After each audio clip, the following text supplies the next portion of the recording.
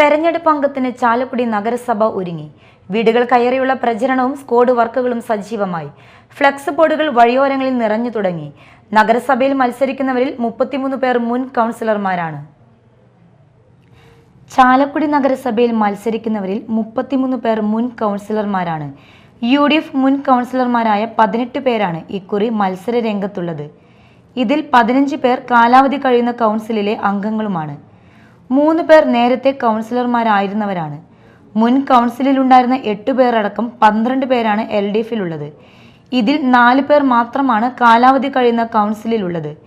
UDFിൽ നിലവിലുണ്ടായിരുന്ന കൗൺസിലിലെ Joy Chamavalappil, Valsan Chambakkara, Libi Shaji, VO Pailappan, Susie Sunil, Susamma Antony, MM Anilkumar, Nitha Paul, Biju S Chirayath, Jithi Rajan, KV Paul, Annie Paul, Shibu Valappan, Alice Shibu, George Thomas എന്നിവരാണ് നിലവിലുള്ള കൗൺസിലർമാർ.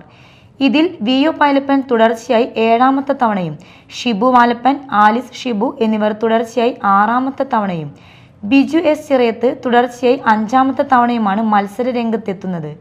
ഇതിൽ ലിബി ഷാജി മുസ്ലിം ലീഗിന് അനുവദിച്ചിട്ടുള്ള ആര്യങ്കാല വാർഡിലെ റിബൽ സ്ഥാനാർത്ഥിയാണ്.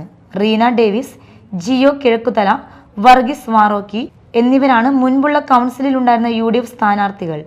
LDFിൽ VJ ജോജി, CS സുരേഷ്, ബിജി സദാനന്ദൻ, ബിന്ദു ശശികുമാർ എന്നിവരാണ് വീണ്ടും ജനവിധി തേടുന്നത്. Media time, Chalakudy.